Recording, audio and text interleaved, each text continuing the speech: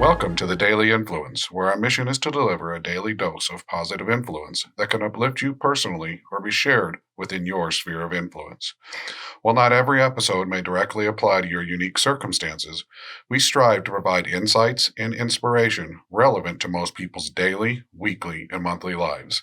Whether you are tuning in during the morning, noon, or night, the Daily Influence is here for you. Listen, share, and embrace the power of influence in your life. Hey everybody, Brian Smith here with the I and Team series and the Daily Influence. Today we're going to be talking about transition or change. And a lot of you who have been around me know I really don't like the word change that much. Yes, we have to use it. I'm not a fan of change management. I'm not a fan of implementing change. I'm a huge fan, and it is the solution to those of you that struggle with change. I am a big fan of replacing the word change with the word improvement. Stop calling it change, start calling it improvement. Nobody wants to change for anything that isn't an improvement, so why not call it improvement? If you have proactive change in your area of influence, isn't it improvement? So call it that. And that's where you start. If you want to tackle change in your area of influence, in yourself, in your family, in your work area of influence, change the way you approach it and start to call it improvement.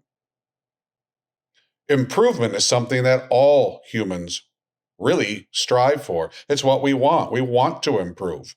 We want to live in improved areas. We want to live in improved homes. We want to drive improved cars. We want to have an improved work environment.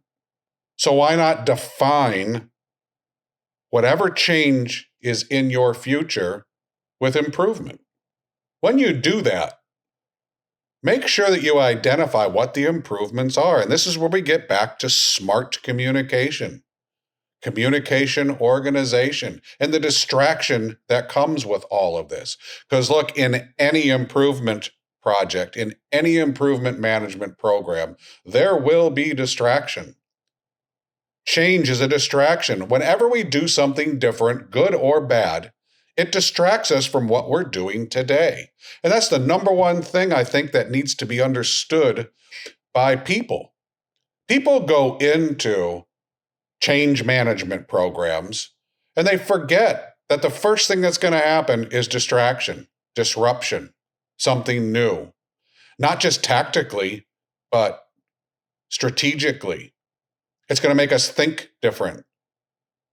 It's going to change the way we do things, which should improve how things happen or the results that we get. Make sure that when you're developing an improvement program and you're bringing change and improvement into your area of influence, that you share upfront and people understand and have buy-in to what the distraction's going to be. And talk about how you're going to communicate in a smart way what those things are. Be specific. Provide measurement. Improvement is attainable when you're specific and you provide measurement.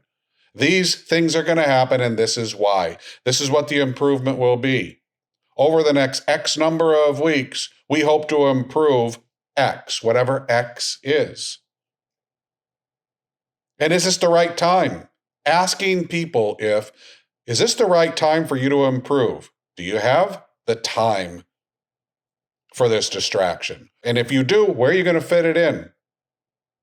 What part of your day, what part of your week? Is it going to add time to your area of influence? Or is it going to replace time for a while? Are we shifting? It's really important in improvement management, any kind of change, that we define the disruptions, we define the distractions along with the improvement and the path to improvement. The why we're doing it, the how we're doing it. In our area of influence in smart management, we have people that are involved in strategy, we have people that are involved in tactics, and we have some people that do both. Improvement requires both. We've written a strategy to improve how we're going to communicate with our clients. We are going to start using a new piece of software to communicate or to manage our conversations, maybe a project management software. Over the next 6 weeks, we are going to implement this. Joe, Jane, and John are going to be involved in our first test, and they are going to use this client's project to make sure that this improvement management that we're trying to get to is working. That's giving context to an improvement management project. It's clearly defining who's involved, what they're going to do, and what timelines. Make sure that you don't stop there. If there's tactical things to teach for the software, if there's foundational understanding about the software or the client or the project, make sure it's delivered. Don't allow for assumptions. That's not smart communication and smart management. It's really important that people think that the disruptions that are tied to change are going to improve what they do, their areas of influence. Make sure you define it. Make sure you get buy-in from them. If they don't understand it, help them. Engage with them. They will doubt you, by the way. People will doubt that what you are proposing will make things better because people like things the way they are. They don't like change. Even when we call it improvement, they'll push back. Ask them to be involved. Get them involved.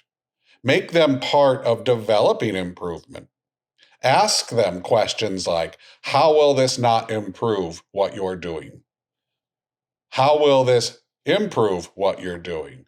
How will this disrupt what you're doing today? And is that disruption not worth whatever is on the other side of it? And if it's not worth it, why? When we have these conversations and we go back and forth, we start to make the other people in our areas of influence become involved in the improvement management, become involved in the change, and begin to contextually get into what it is we're trying to do and think more clearly and think more strategically and tactically about what it is we're trying to do. And when they can start to put themselves in that place, in the place of disruption, in the place of change, in the place of improvement, they begin to visualize and realize that what we're doing might actually be real improvement. And when they buy into that, you will have them. They will apply their assets, their tactics, their knowledge towards implementing the improvement right alongside of you. We do this every day at IA. We are very successful at implementing improvement for our clients. And we do it day in and day out for the last almost 30 years. Longer for me as I have implemented technology all over the world. Trust me, change your approach towards change management. Improve your approach to improvement management. Use smart communications, smart tactics, and smart strategies. Make sure you're being specific, measurable, you're challenging attainability, timeliness, and realism. Get people involved, and change will become improvement, and improvement programs will become successful, and they will be 100% successful. Thank you for joining us. I look forward to talking to you again tomorrow. And remember, our third book is coming out in the next 60 days, Responsible Influence, Build the Iron Team. It's about building the area of influence around you, building your teams. And if you haven't yet, pick up our first book, Individual Influence, Find the Iron Team, and our second book, Positive Influence, Be the Iron Team. I hope you have a great day.